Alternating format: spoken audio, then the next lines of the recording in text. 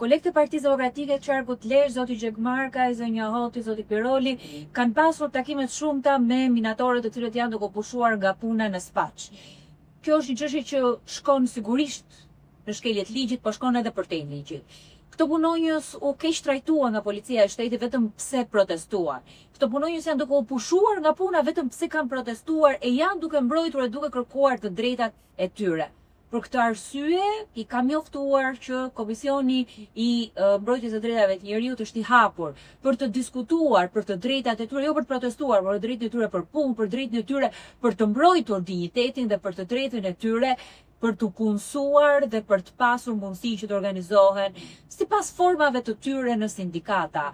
Ajo që ka ndodhur me këto punonjës është një shembull dhe një shëmbëltyr e forcës së shtetit, e cila shkel me këmbë ato që janë fatkeqësisht shumicë në këtë vend, ato që jetojnë me punë ndershme, ndërkohë që mbështet çdo ditë me ligje, me favore ato që janë në pakicë.